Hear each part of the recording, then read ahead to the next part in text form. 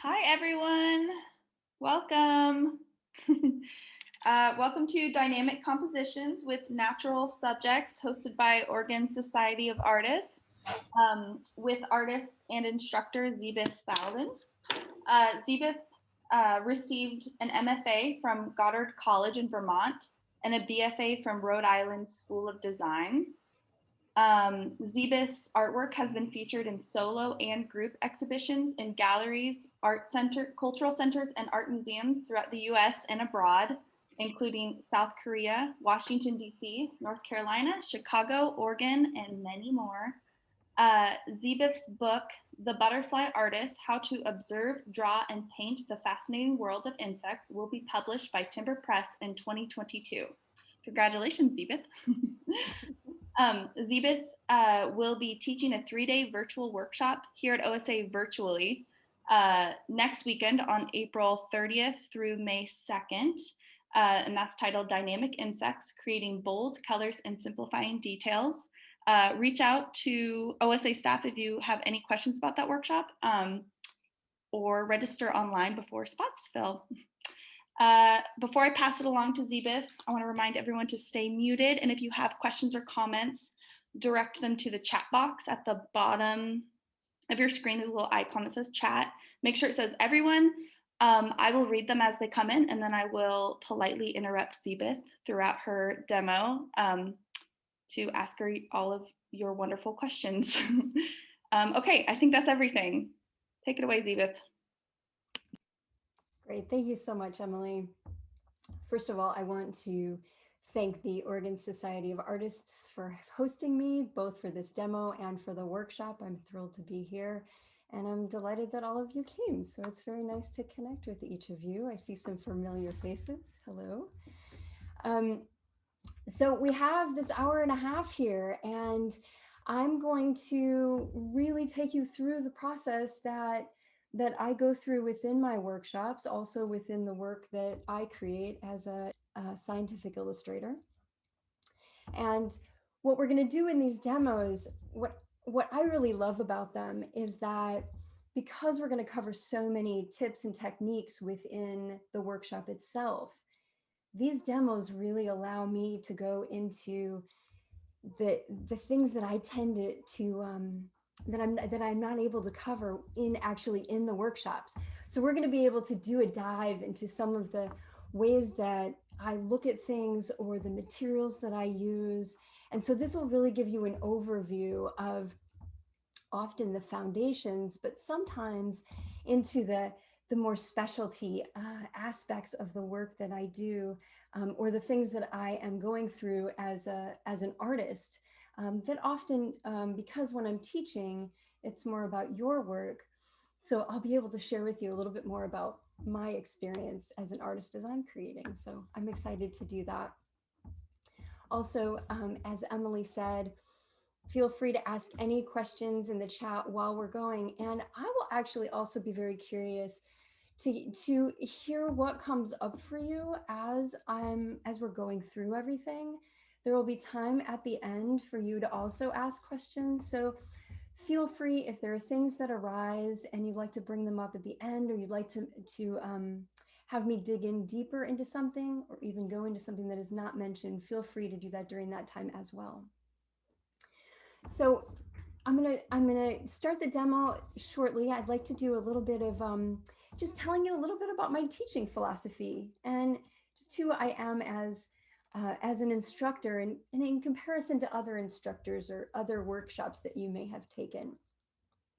So one of the things that many people find in other workshops is that they're often either copying another instructor's work, or they're working more from abstraction or even emotion when they're creating paint on the surface.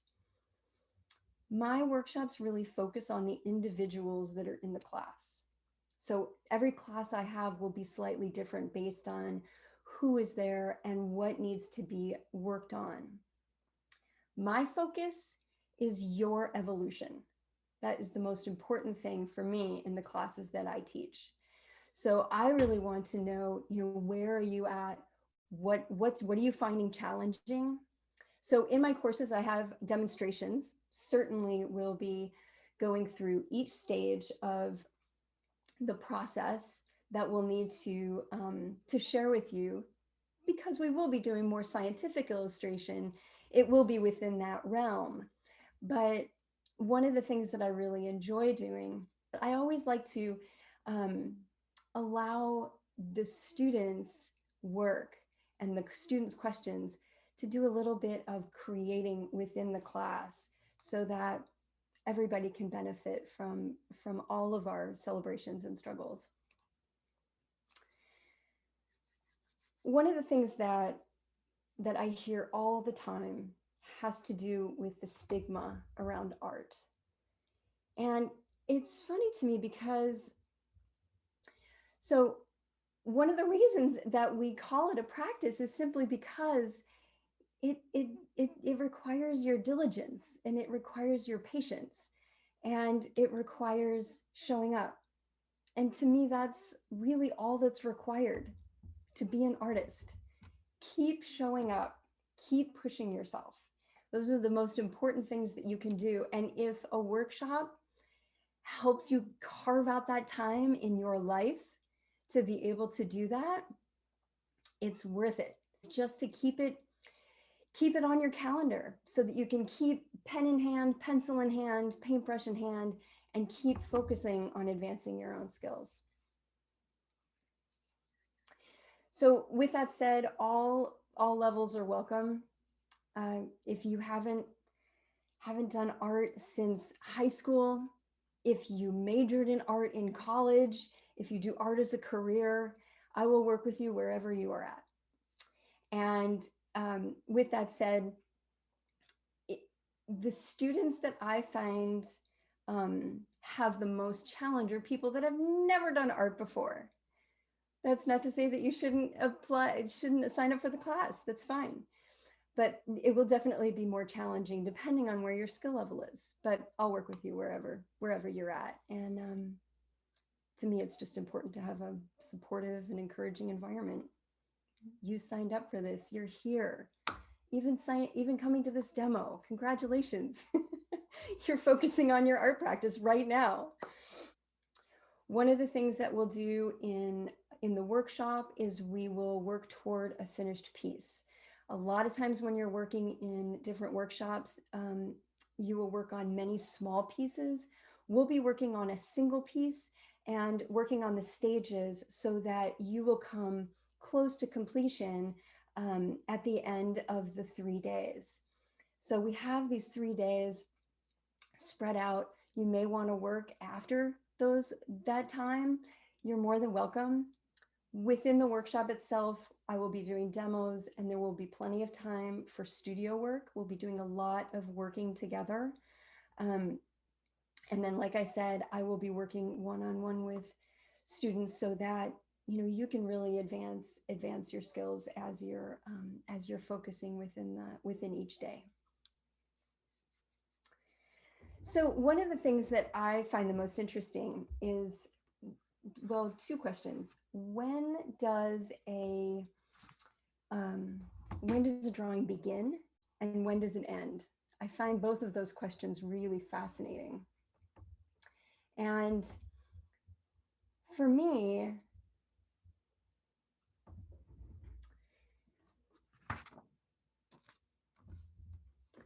a drawing always begins in the observation stage, right when I start to look at it. And often there's a bit of a gray area because I often start thinking about compositions even before I start to look at the piece. Usually when I'll be working with a scientist, I'll be working with a conservationist or a natural history museum, or even a private client who's looking for a specific piece or is trying to say something specific through the artwork that I create for them. And usually the ideas will start to flow, and I will have them in mind, before I even get to the paper or even to the subject itself. However, when I start looking at a subject, what I'm looking for, there's a couple of different things. So certainly as an artist, I'm looking at color, I'm looking at pattern, I'm thinking about different textures. I'm also thinking about materials. So I'm thinking about which paints I will use, which colored pencils, um, what it is about the subject that I find most inspiring. So I'm looking at all of those details as well. And then, but that's just what's going to be going down on paper. One of the things that's most important is to recognize that this is a living being somewhere in the world. And even if it's a specimen that I'm working with, there's so many, especially insects that have been that have lost their lives due to consumerism or due to scientific research, which is amazing to be able to, all of the things that have been created and invented because of that research. But at the same time, to acknowledge that those are living creatures. And so that's one of the things that I'm also inherently doing when I look at any subject that I am working with, whether it is insects or amphibians, even fungi or botanicals. It's important to me to recognize that they are out in the world. And there was once I was working with a beetle, and the closer I looked, I was actually looking under the microscope, and I found that there were all of these scratches all over the beetle's electra, the primary, the top wings, not their flying wings, the ones that protect that protect the underwings, and it was covered in scratches. I thought to myself, wow, what did this creature go through? What has it been struggling to crawl under in its survival, or maybe even in just its daily life, to create all of these scratches on its exoskeleton? With that said, I like to work with subjects that tend to be very different than mammals, things that I find more fascinating to imagine being. Fins, spores coming from the gills of mushrooms, um, bark coated um, photosynthesizing creatures that things that have flight. Those are the ones that I enjoy the most. So back to this subject. So when I'm looking at the different subjects, I'm really looking at the different shape of the anatomy, the structure. I'm really taking in exactly, what forms are here, exactly what I am, what shape it is. And then I often use cropping tools. These are very simple, just, construction paper works great. Any size is good. And one of the things that's nice is to just be able to move these around, in any configuration, to be able to explore visually. When I'm looking at a two-dimensional reference image, sometimes it's really nice because the reference is already laid out for me, but it's the photographer's choice. And sometimes that could be wonderful. I could really enjoy that. Working with a photograph that I've purchased from the photographer, but often I want something slightly different. And this is a really wonderful way to figure out exactly what I'm wanting. And when I'm doing this, one of the things I'm thinking about has a lot to do with positive and negative space. And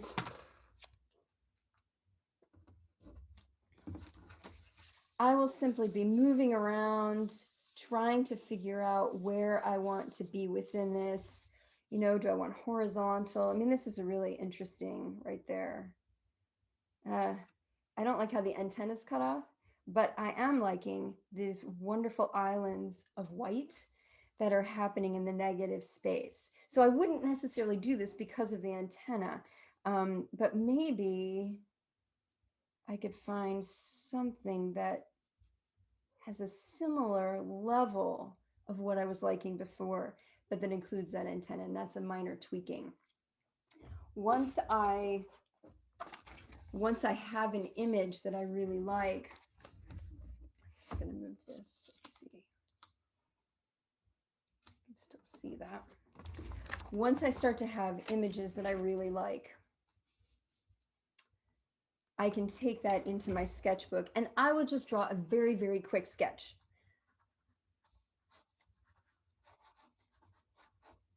I don't need it to be perfect. I don't need it to look good. I simply need to have just enough information for me to be able to get back to where this was.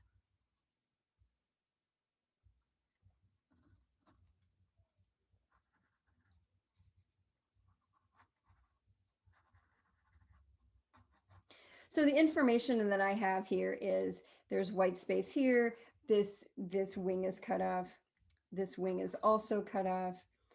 Just a little bit of the bottom here, but then this wing is in its entirety, and you can see both antennae. That's all I need to know to be able to move this and then use my image as a reference to come back to this space. And then when I come back here, I might tweak it even a little more and say, that's exactly what I want. And then I might tape down the cropping tools onto my reference so that can be permanent. As I'm continuing, I will create all different kinds of shapes and images. I might have a very, vertical piece. I might have, maybe even a much wider piece. Maybe I'll have one that is a really large vertical and, have the butterfly down at one end. So I never will, I don't create preconceived shapes for my sketchbook. I always allow the inspiration of what I'm actually looking at and my creative mind to create the shape that I want. Now, as I was looking at this over the last few weeks, this is the image that I found that I really enjoyed that I would like to work with today. And so I'm going to go ahead and tape this down so that you all can continue to see this as I continue to work on it. Now, my work the process that I teach goes in 3 stages. There is the first stage, the drawing stage, the second stage, which is the painting stage, and then the colored pencil stage, which comes last. And that is those 3 stages will offer the most amount of details and volume and density and clarity with incredible accuracy. Okay, so let's see, I'm going to put that right up here. And then when I'm beginning, I will usually, and I'm going to, because this is a demonstration, things are a little bit different than what I would do in my studio. So in my studio, I would be working with a large piece of paper. I would not already have this cut to the size, although you could have it cut to size and just simply work on this piece. Usually I work on a much larger sheet at once. So regardless of whether you work on a large sheet or you work onto you've decided what size and shape that you want. When I come to the white page, and this is, common for so many artists, where I want this to be on this sheet. Where do I start? How do I get this piece on here? Will it even be correct or accurate? And one of the things that I see students often do is they will start somewhere and they will start to create a line, which is wonderful, and you can continue to do that. However, if this line is not accurate, every line will be off. So what I like to suggest is to create a very, very quick gesture, much like the sketchbook, where you're just getting something on the page. It creates a very quick way for you to get something down and then have the ability to tweak it without having to be correct or right from the very beginning. It gives you the opportunity to form something over time as opposed to having to know something before you know something. So if I were to create this gesture, what I'm going to do is I'm simply going to look at the butterfly, my reference, and I'm going to look back and forth from the reference, and I'm going to start anywhere. But I really want to take 30 seconds to a minute for this to get down onto the page. And I'm looking back and forth.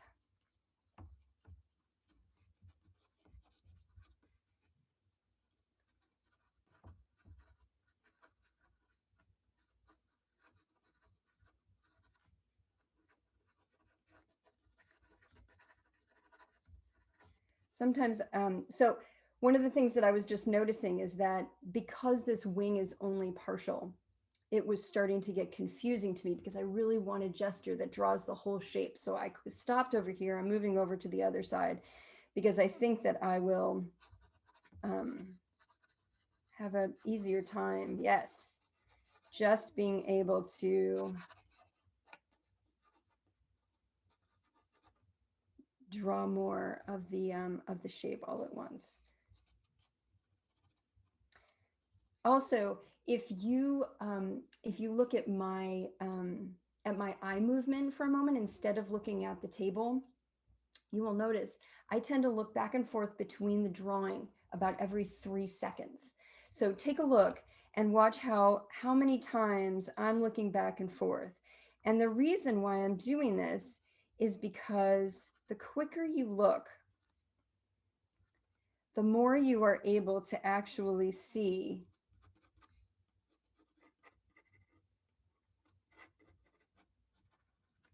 the image on the page. And it is simply easier to visualize. Another thing that I might do is turn my page so that I can get a really quick line. One of the things that I'll focus on in the workshop is how to use the human skeletal system and musculature to be able to create lines. So often, we've been using pencils most of our lives, and yet we were taught to use them for writing language. And the problem is that the way that we write language is not necessarily helpful for creating straight lines or arcs on a page. And one of the things that I'll go through and show you is ways to hold your pencil actually so that it's much easier. And it's amazing because it's not a learned skill. It's simply a tip for doing what you already know how to do, and those are the best.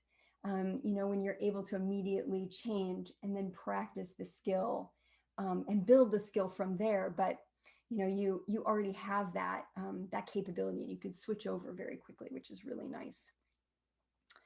One of the other things I'm noticing is that this wing is getting a little lost, and I want to make sure that I get that wing on there as well. Now I have so much information that I'm able to, I feel like this is moved up a little bit. I'm able to draw that second wing with a lot more. This actually goes down a little bit further, doesn't it? There we go. And I don't worry about being correct. I'm not worried about it. That line was not accurate on the first try. It's fine.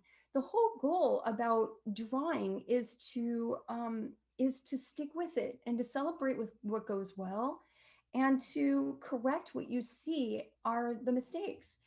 To be able to notice things that are off, that's a celebration. That's not a failure. So I consider the parts that need to be reworked or redone because you know that you can do better than what you did, that's an evolution in your process and well worth celebrating. So that's how I try to view it in my own practice, and I certainly encourage you to view it that way as well. So I just want to quickly rough in the antenna. Now, this is where I'll start. And even if you did something that was much less refined, so some of these areas, like these portions up here and the antenna, are a little more refined. But down here, take a look at this, very quick. You just want to get it on the page. And once I am here, what I want to do is I want to create a midline. I'm going to try to hold this still. And I can create that midline. I can create it with a ruler. I can create it, freehanding it. Doesn't matter. Either way is fine.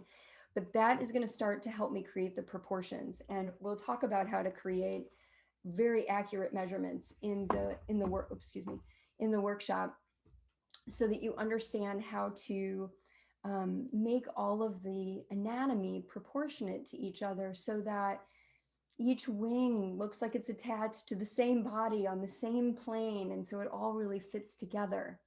Another thing about, and now you can see that this line up here that I started with, that wasn't in the right place at all. And had I started there, everything would have been too far up toward the top, and it could have worked. It could have been great. It could have kept it, but it also I might have needed to erase the whole thing and continue and redo that. I can't tell you the number of times I hear from students, oh yeah, I had to redo that so many times. So once you put a gesture down, sometimes it's easier and you can really get through that quicker. So once I have this, I'm going to start to refine the edge.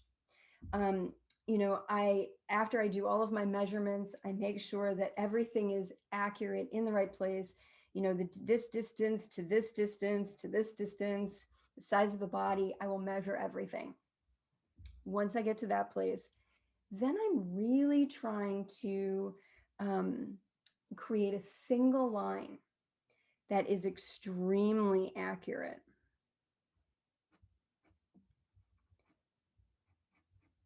Again, looking back and forth, and I'm not thinking about line weight. I'm not thinking about anything except for the actual shape.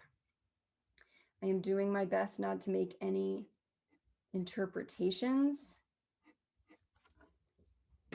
And when I get to the shape that I feel like it is, even when I'm erasing, I'm still looking at my reference image, because I don't want my erasing to start to create assumptions about what I'm seeing.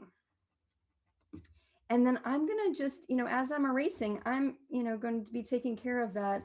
That gesture is going to be gone. Another reason to keep your gesture pretty light, so that you can just have that line. Once I get here, I would look back and forth and I would check my line. I want this to be a little further out. I like how that's going in. Want this to come out a little bit more. And I want this to come out a little bit more. And then I'm just tweaking and touching that up. Yes, it takes patience, but you can see that even the time that this took, I'm finished. That line doesn't need to be reworked over and over again. I know that it is, once I've had my proportions completed, I know that it's accurate, and I know it's going to stay there and remain. So I'm not going to have to redo this piece, which is such a benefit within my timing and to be able to move on. Another thing is that, you're going to have your own personal style. Everybody will have their own personal impression that they place with every pencil line, every brushstroke. And, there's some kind of balance that you have to find as an artist, so that, you're drawing as accurately as possible, but not having to draw every hair so it doesn't become overwhelming. So somewhere in between there. And it's nice to figure out exactly where, where that that happens. Okay, so once I get to this place, I'm going to move forward, and every line that I will have created, once I've worked on the refinement stage in every aspect, I'll keep this out.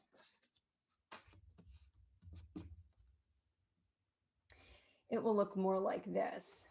Actually, I want to make sure that you can see this really well. Hold this up. So to give you side by side, you know, if this was my gesture, let's see.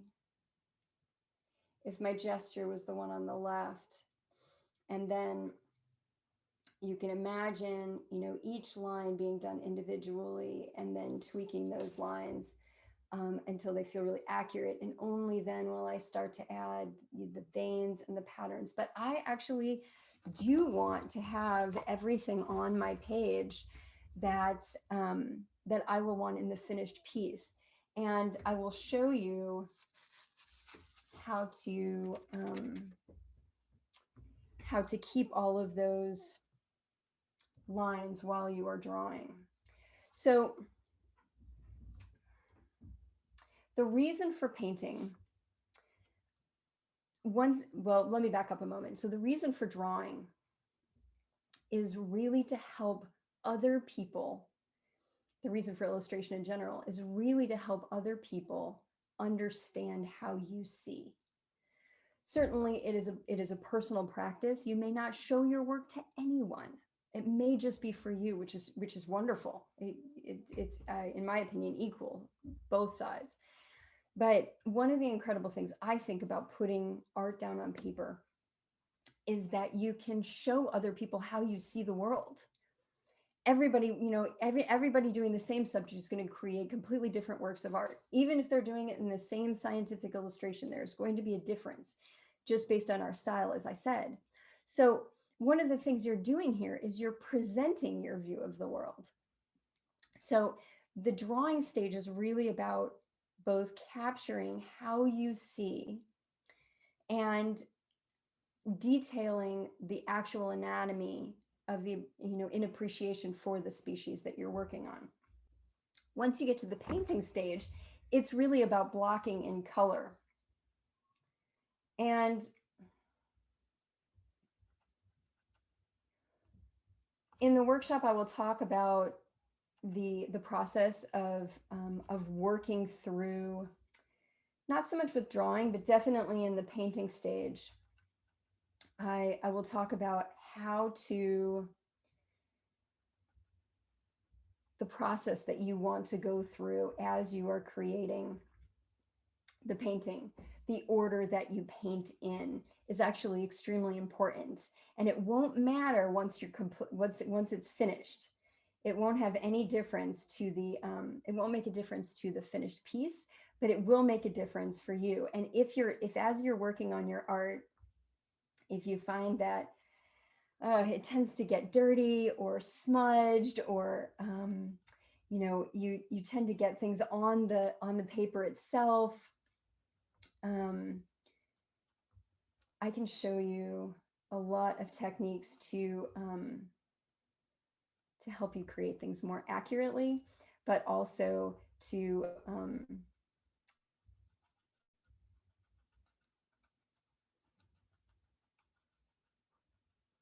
save that time, to make sure that things are being done in a really clean manner. And I'm just trying to mix up some orange here. And when you're working with different materials, to me, it doesn't matter whether you have a ton of media or not. There's lots of different kinds, brands. I like to have less paints, but higher quality paints. But it's always fun to purchase really interesting paints. Some things are easy to mix. I find orange is an extremely easy to color to mix, but things like, let's see, I can show you this here. So this light green would be rather difficult to mix, because anytime you mix colors together, the saturation is going to go down. So sometimes I will purchase really high saturation pieces. All right, so I'm just trying to color match to this orange here. And I've gotten close. I know that it's not spot on, but I'm going to start testing that out. Well, that's pretty close, huh? Well, that's luck of the draw. All right, I think I'm going to add a little bit more yellow to that and lighten that up just slightly. One of the things that I'm noticing as I'm mixing paints is that there is a bit of a darker red section, and then there is a lighter orange, and so it actually works out quite well to have this in a slightly darker red. And so I'm going to mix yellow only into a part of it, so that I can create a bit of that two-toned color and try not to go overboard, which possibly has happened. Let's see. Yeah, I want a little bit more red in there. And I'm just trying to be careful not to add too much, so that you keep oscillating back and forth as you're working.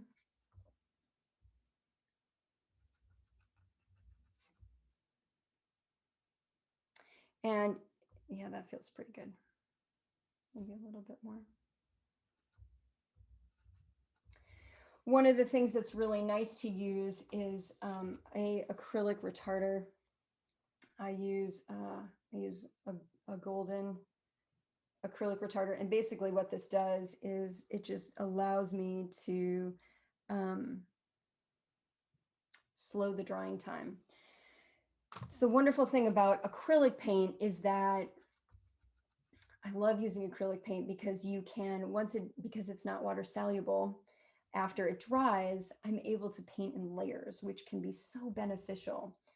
I'm also adding a lot of water here so that I'm able to stain the paper instead of actually painting onto the surface. So I paint very similarly in acrylic as I do in watercolor. With watercolor, I'm staining the paper far more. So some of this is going to be on the surface, but using watercolor and acrylic are very similar in this process. But I like acrylic simply for the reason that I can paint, for instance, a background. I could put a background in, and then I could allow that to dry, and then I could go right back in and paint over portions of the background, and it's not going to lift and rehydrate the way that watercolor would. So it's been wonderful. I've really enjoyed working with it. Let's see. Oh, another thing I wanted to mention to you is the quality of the paper. I use a 140-pound hot press. So hot press is really wonderful to paint on and then use colored pencils on because it is extremely smooth. Cold pressed watercolor paper has a tooth to it, and so it creates a wonderful texture. But when I'm doing, more refined illustration, it's really important to me to have the paper as smooth as possible. So I tend to, I'm working with Arches paper right now, and it comes in a large pad that you can actually work right in the pad if you like.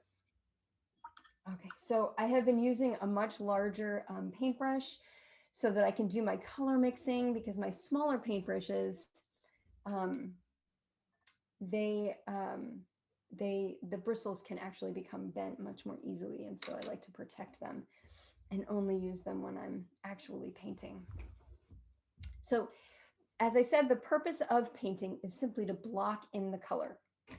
You're trying to block in color, you're trying to establish both the hue and the value of the entire piece. So you're trying to get an understanding of the background. Sometimes it'll be the entire background, but the species itself, you want to understand different areas, get a feel for where the veins are, where the darks are, where the lights are. This is not so much about highlights and shadows. This is just about the inherent color of the species itself. Highlights and shadows will come later. And when I'm looking at this, I'm already thinking about that. Every stage that I'm in, whether I am in the design stage, whether I'm just looking at a species, in the drawing stage, painting stage, or colored pencil stage, I will be referencing each of the stages. So I'm already thinking about which colored pencils do I have? Now you can see that for this demonstration, I have already actually taken all those colored pencils out and I have figured out what colors I'll need. Sometimes I do that before I start painting so that I make sure that the colors I'm mixing are the ones that are either going to be the same as the colored pencils so that I can add those colored pencils, or different than the colored pencils. So so that I can use the colored pencils to embellish with colors that aren't already there. So two different ways. And those are the kind of tips that I love to share with students in my workshops, little things like that where, it can help the end result in a significant way, but be very simple for you in the process. Okay, so what I'd like to do is I'm going to go ahead and paint this orange stripe. And sometimes I will try to get a very, I will use a wash, and so that the edge is wet. And when I create a wet edge, it allows the paint to bleed slightly.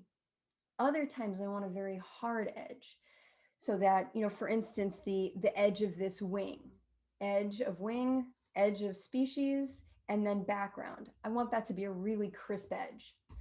But this edge, I want to let people know when they're looking at this piece that this entire wing is one wing. It is not an orange cutout sitting on top of a wing. So for that reason, I like to blend them together. Yes, this is it'll be a slight exaggeration from what you see actually in the reference image. Not very much, but slight enough so that I can communicate that. I mean, this is really, art is simply a communication, right? And so I want to make sure that my viewer understands that this is merely a pattern on top of a wing that is already present. So because I have veins drawn, or because this species has veins, I can work in sections, which is wonderful because with the drying time of acrylic being so quick, it's luxurious to be able to draw in sections. So as you can see, I've just added some clear water to either side, and coming back to my reference again,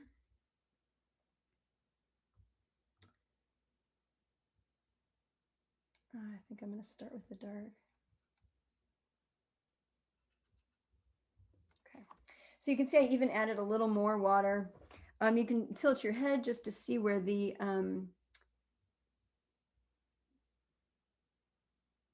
where your wash is. I'm coming all the way up to a vein. I'm working quickly, but I don't feel stress.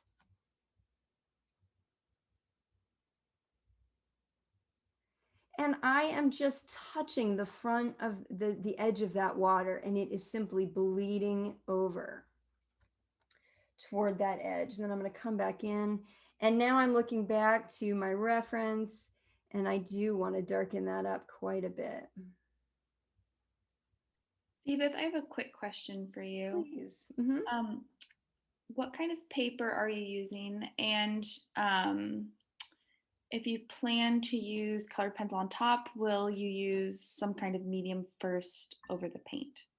I do not use medium over the paint. I make sure that I stain the paper, like I said, instead of, I let the paint absorb into the paper instead of sitting on the surface. Colored pencils will not work if the paint is sitting on the surface. The plastic material within the acrylic paint, the wax of the pencils will not, you'll not be able to draw on that. So if that's happening to you, add more water to your paints. That's it. They just need to be more diluted.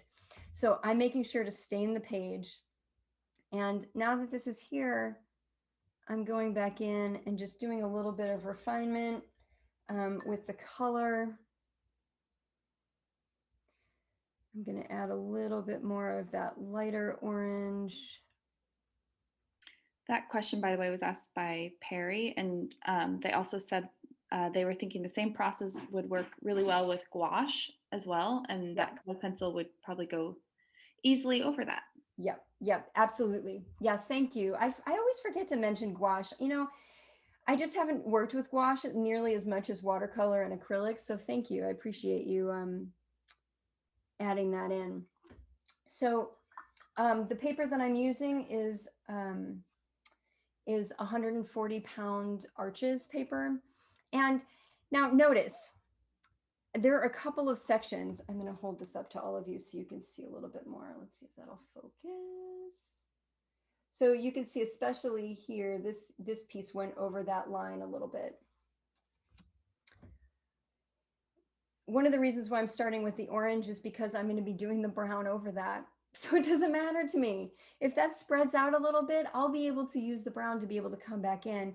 I will also, when I use the brown, I will create the same amount of wash on that edge. So I will kind of bleed the brown into the orange as I'm bleeding the orange into the white, so that you will get more of that blurred edge and it'll re-emphasize that. So I will just continue on, you know, working from one section to the next. Now, this is going to start getting into the lighter section. I think I'll show you the difference between using a wash and just using this sharp edge. So I would do another wash right along the edge. But the first thing I want to tell you is that I always leave the veins. I wonder if I'll be able to show this to you here. I always leave the veins so that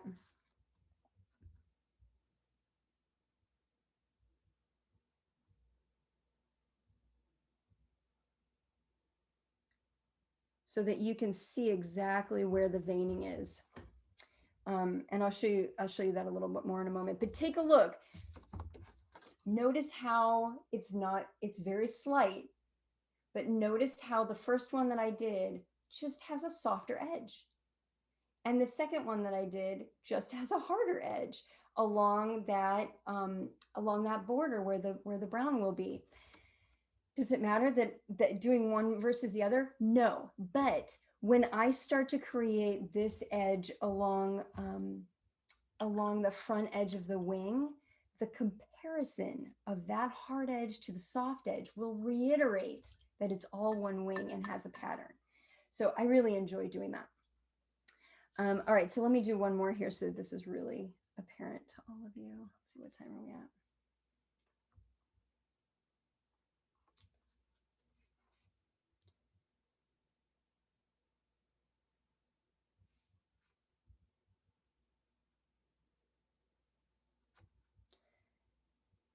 So I just want to keep, even if it's only in portions, I want to keep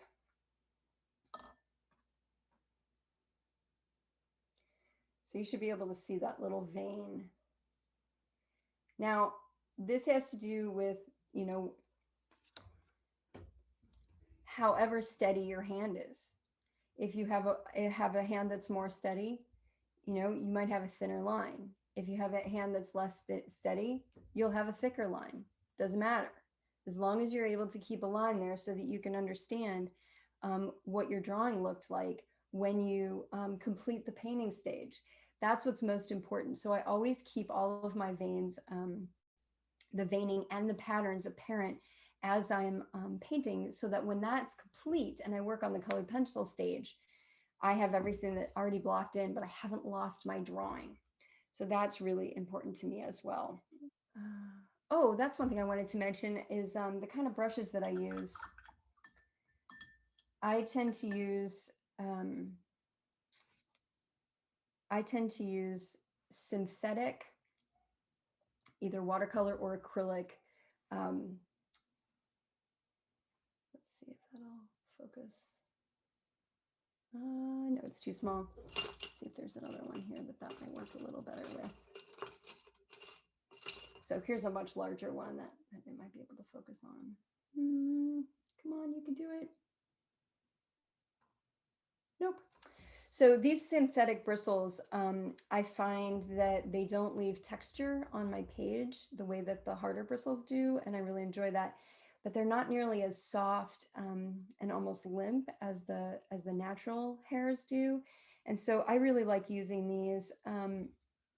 And I have a variety of different sizes. Mine go down to 4-0. I do have, because of the work I do, I do have a brush that only has one hair on it to create really fine highlights on things. I don't use it very often, but I have created that for myself. But I have all different sizes. This is a really good background size. This is a number 8. I tend to like the filbert shapes and also the points. So most of my brushes are in that range. Okay, so once I've worked on this, I would actually continue with each of the orange. So I would continue with orange throughout so that I would make sure that that color was complete before moving on.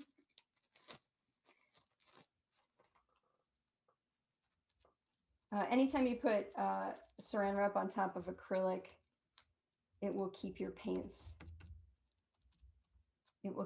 dry for days. So that's a wonderful way to keep them alive.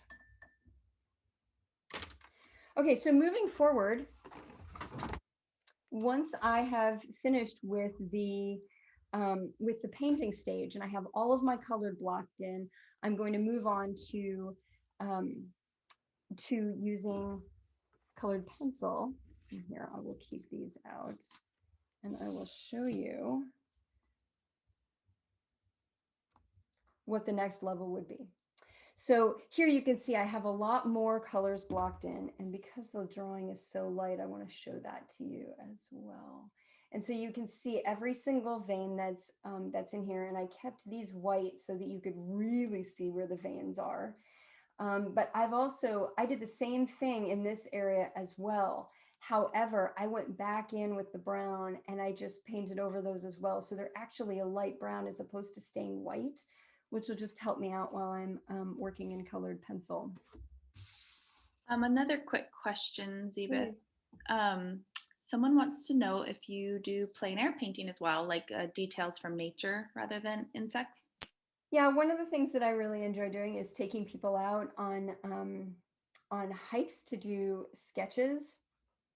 I love teaching classes where I can take a whole group out and we'll work actually in the field and we'll go visit different areas. Sometimes I'll do that based in journaling. So we'll have a sketchbook with us and we'll be really documenting either through a species ID identification or really an experiential process of journaling through the visual and sometimes written word. I love doing that. And then also doing more of this kind of either scientific illustration or even abstraction. In my abstract classes, sometimes we'll go and we'll go to a place and we'll learn about what that, what the elements are, what the beings are that are existing in that place, and then come back to the studio and we'll all work together, each person individually creating an abstract piece of art that represents their personal interpretation or experience of that place. So yeah, it's a lot of fun. I tend to do a lot of hiking in my life. I was actually just down in the Willamette Forest last week, which was really quite a treat. Okay, so shifting gears, I am going to be working on colored pencil. And one of the things that I will encourage anyone to do that is doing this process is to make a key of all the colors that you have. And it's an extra step, but I like to keep my pencils in the same order, just so that I always know exactly what color I'm needing and which pencil to grab very, very quickly. Now, the reason that I use colored pencils and what they do. So if the drawing is for capturing accuracy and anatomy, and the painting itself is for creating, is for color blocking and for identifying areas of different values. The colored pencil is really about doing several things. It's about highlights. It's about shadows. Sometimes I'll create shadows with paint. Like if, if there's a, a large shadow in the background around the species. I often will create that as a background. But in here, you're going to be using colored pencil as the um, the dark colored pencils to create those shadows, and then the lighter colored pencils to create the highlights, if there are any highlights. And then also the other purpose of doing colored pencils is simply for the details. You're going to be adding texture, and think of the difference between the eye, the shiny eye, the surface of an eye which is very shiny, versus the fuzz of a bumblebee. It's super different in the way that you would render that. Also, another example of how you might bleed the paint out into the environment versus a hard edge. Certainly, when I'm doing eyes, they always have a hard edge. It reiterates that smoothness. Always going to have a very, very distinct highlight in that. But when I'm working on textures that are more fuzzy or soft, I will most likely allow the paint to bleed and then create small hairs to reiterate that. So, let's see. So I tend to work dark to light. I tend to work on the darker areas first. And so when I'm looking at this image, I'm thinking about, okay, what needs to be accentuated? What isn't, what isn't the color that it will result in that I was doing in paint that I need to place with the colored pencil? And so one of the things I want to do is up in here, I want to come in, and also one thing I want to mention is that I was able to keep this page free floating because I was I was able to keep this page free floating because I was doing such a small area in paint. However, when I did this piece, I did tape it down to the surface, quickly using, artist tape. Artist tape is different than masking tape because it will come back off. And so you could wet the entire surface and you would find that it would transform, and then it would go back to a flat surface once it has dried. It's very important to remove your tape once that process is over, so that you're able to move the page any way that you need to be able to create the lines that you want to work on. You can also move your reference, which is also nice. One of the things that I'm noticing in this piece is that, bring this up to the, so right in here, you can see that vein, whether it's a shadow or it's just a value change, it's a little bit darker toward those veins. It's also a little bit darker here. It allows me to have an assumption, create the assumption that the light source is coming from this direction. So I do think that those are actually shadows. So I am going to put in, a couple of shadows just to reiterate that piece. And you can see just with that, oh, there we go. Just with that one quick stroke, how different this section now looks from this section, which does not have that. So now I'm going to go ahead and do that second section. And hopefully you'll see that that is now reiterated as well. I can angle this toward the light. I think I need to highlight that vein a little bit more. Let's do that first. So I can come back in, highlight veins. Now you can really see that. And I'm not gonna create my veins all the same thickness. I'm going to use line weight there. I'm also going to allow them to, come forward and then disappear a little bit. These are the kind of the tips that I love to share within my workshop, because they create a sense of of realness, a very lifelike quality, within the drawing itself. Also, just talking about using the tip of the pencil, you can use, let me use a darker color here. You can use the tip of your pencil and create, really fine lines.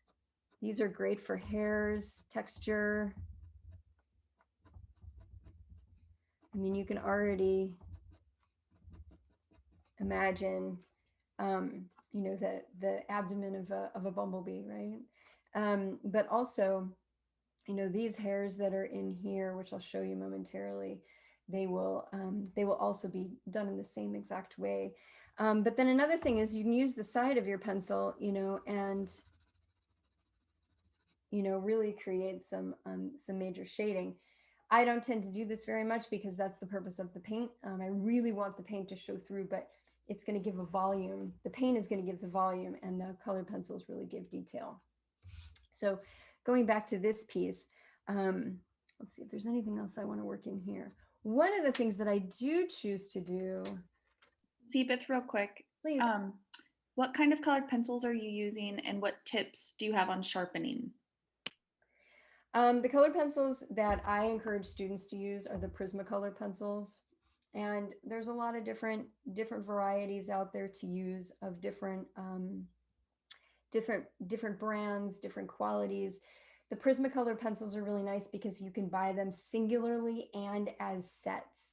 So I find that they're wonderful as when you're working as a student and adding to your collection. So I recommend them. They are wax based. They can bloom. So over time, if you find that your drawings are starting to get a little white, all you need to do, is just take a rag and wipe them off. Very easy and very quick. And you'll find that that will disappear.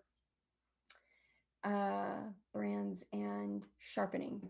So I use Prismacolor, but you don't need to. I just, any sharpener is great.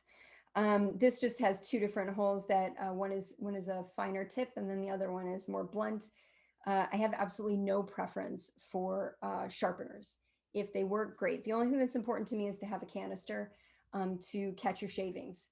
If I'm working, especially when I'm working plein air, I always want to make sure that I leave the space with everything that I arrived with. So I want to make sure these don't end up in the environment. But that's the only thing that I find important. The only thing that gets in the way of Prismacolor is that if you drop them on the floor, they can shatter internally, which is the main problem with Prismacolor. So that's my warning. That can be a problem. So I take care not to do that. Every once in a while, I do have to buy new pencils because they will just keep sharpening and they will constantly break. You could just spend half an hour sharpening the pencil down to a nub. So one of the things that I do like to do, and I'm hoping that this will show up, but either way, you'll be able to see, you'll be able to understand what's happening. The way that I do use, this second form is to create scales. And it's such a fun thing to do after I've done everything. I've already worked on, the edge. I've refined the edge. I've really gotten that to be really nice and crisp. Making sure I am still always checking my reference image to be sure that I am doing this as accurately as possible. But once everything is complete, I might go back in and just go over.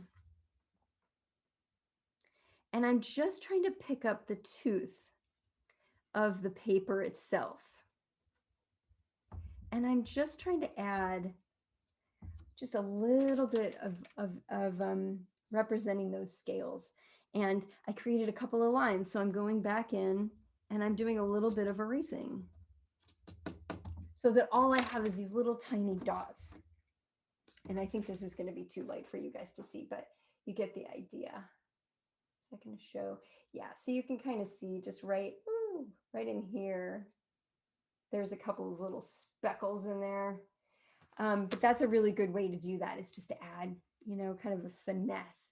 a lot of times students will say, oh gosh, I'm done. Okay, I'm quitting. But I find that ending spot where you can add these little tiny details that can really add finesse to the drawing or the illustration as a whole are really rewarding. So I want to move into this section so I can really show you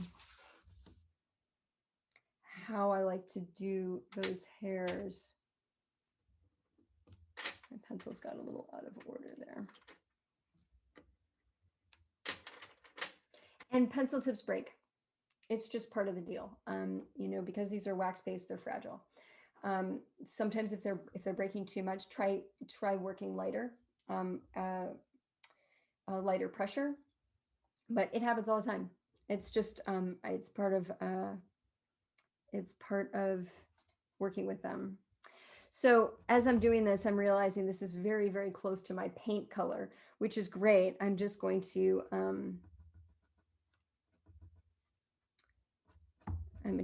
darken a couple areas that I missed before, or might want to accentuate with a little bit more hairiness, a little bit more fuzz. So you can already start to see that is starting to look a little bit more textured, but it's still representational of what you're seeing here. But now it looks a little too separated, the darks from the lights. I'll be curious to hear about, you know, within your own practices, what things have been coming up for you, and if there's anything that I can speak to in this workshop, especially if you have any suggestions on what you're dealing with personally. If I can cater the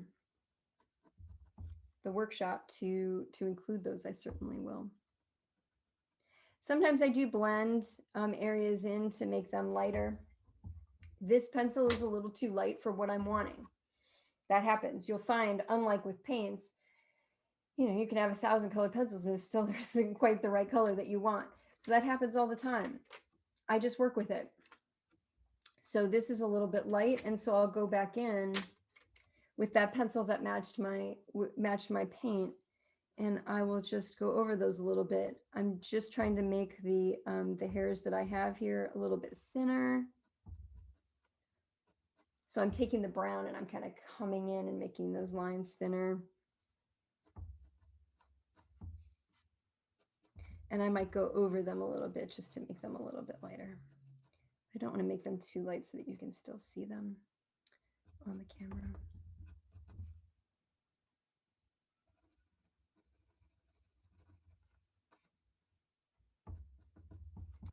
The main thing that I'm really wanting here is I'm really wanting this edge.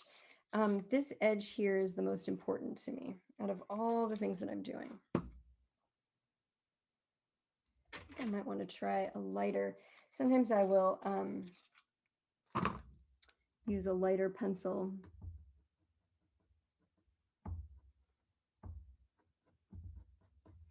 So what I'm doing here, instead of following the species, I am trying to show individual hairs. So I'm doing a few more hairs, actually, instead of less, as you usually would. I'm doing a few more hairs so that I really show the hairiness. So you can kind of compare this section right here, which does not have any hairs, which will momentarily, to this section down here, where it's just starting to look fuzzy, right? Just starting. And so I'm actually going to go over that with the other colored pencil, which is darker, which is the actual color of the paint, to make it more blended, to blend that in a little bit. And then I'm going to go to the top with that first colored pencil and blend that in as well. So you can see that that's starting to look much fuzzier and starting to reiterate the hairs of those pieces. And then the last thing that I want to just share with you is that when I'm doing the veining the veining itself, I will come through, and you can see some of the veins are really hard to see, and that's fine. I don't mind coming through and not taking them out, but just lightening them just a little bit. And some places I might take them out completely, but other places I want to keep them in.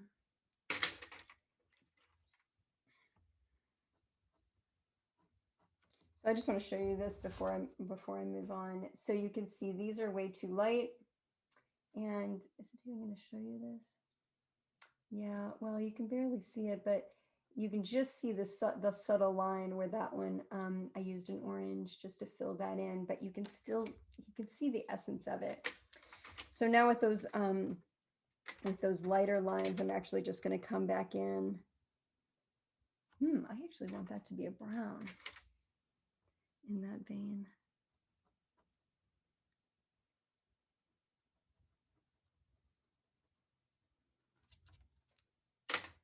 Maybe even go with that little bit orange.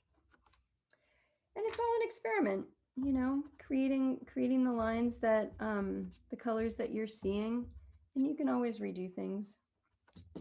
But my hope for you within this workshop is to evolve. That's the whole point, is to engage in your creative practice and to truly evolve your skills and advance and really dive in so that you are you are evolving. One of the things that so many people just want their work. They have an idea in their mind of what they want their work to look like, and it can be so frustrating to put something down on paper and to say, I want my work to look so much better than what this looks like. But the purpose of practice is really training the hands and the eyes. So the more that you do it, the better your work is going to be. And if you create those, however they show up in you, whether they show up as frustration or even just insecurity, I don't know if I'll ever get there. If you transform that into a goal, and you just say, I want to get there, and this is what I'm going to do to get there, and to work on those steps, then it becomes, just like I said, at the beginning, then it just becomes, portions of celebrations, as opposed to negatives about your work, which can be so dissuading. And you don't deserve that. You deserve to really enjoy your creative practice. You deserve to have a creative practice that is fulfilling and rewarding, and that you come away with products that you feel proud of, and not just the products that you create 10 years from now, but that you enjoy the process. That every piece that you make is a very powerful stage within your own overall success and an evolution. Each stage is so important. I mean, just like this is the stage I'm at. I'm still enjoying learning, and have challenges with my own work, of course. So let's see if there's anything else that I wanted to mention.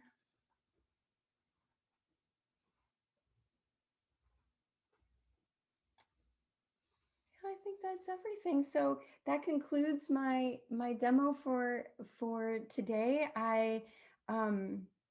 I'm very curious to hear what came up for you and what other questions that you might have in our discussion. And I just want to thank you for listening. And there are my courses are always on my website, and you can always check there for upcoming classes, but also new artwork, or the book that Emily so kindly mentioned is going to be coming out in 2022. So you can always keep up with that through my newsletters. And yeah, I hope to see each of you in the workshop coming up next week. I would be delighted. Thank you so much. Thank you, Zebith. That was lovely. So I would love to hear from all of you. I would love to hear about your, is there anything that I didn't talk about that you would like me to talk about? Anything that you would like to be in the workshop?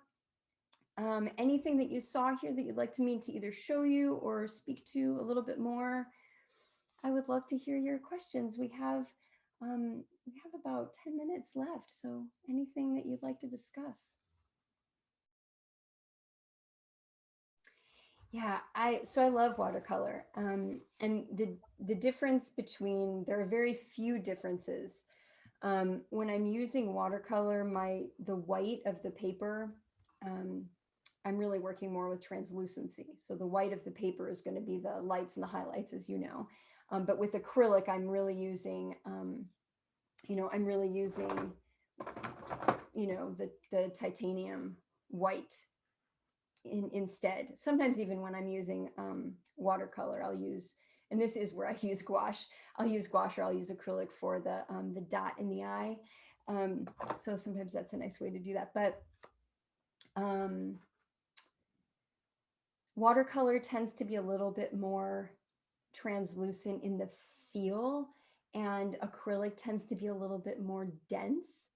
But in this practice, they both work identically. They're equal in the results. However, to get back to the second question, the reason why I use acrylic is because it is a plastic and the material does not rehydrate.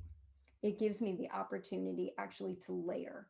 So for instance, in the way that I was working with the, here, I'll show you the other one. So, in this piece where I'm working with the orange, if I were to come back in with the brown, and overlap the orange, I would have to worry about the rehydration of the material, whereas with acrylic, I don't. And that is not so important when I'm working with pattern. It is important when I'm working in background. In background, a lot of times, if I'll have multiple subjects, this is one of the things I cover in my book. If I have multiple subjects, I can do layers on my background. Yes, the paper will become exhausted at some point, right? You can't keep doing that over and over again. The fibers will start to break down. However, if I were just to do that 2 times, maybe even 3 times, I can paint over sections and leave other sections to come through. And you can't do that with watercolor. So I have very little preference as far as my students go. If you want to work with watercolor in my class, that's absolutely fine. I can work with you on that. But I personally use acrylic for that. Other questions?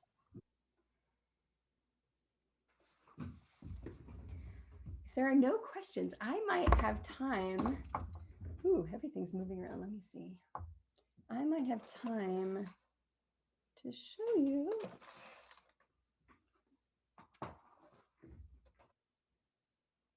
Okay, perfect. So one thing I wanted to show you was just the difference between using a specimen and using a flat reference.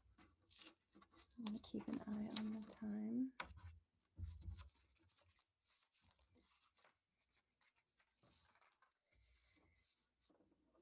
So there are pluses and minuses to both. When you're using a flat reference, it is so much easier to translate the flat reference to a flat page. It's already compressed for you. It makes things so much easier, right? The problem is that it's up to the photographer how you see that species. So anything that is, especially when you're dealing with an environment, the environment might be so blurry that you're not quite sure what the botanicals even look like.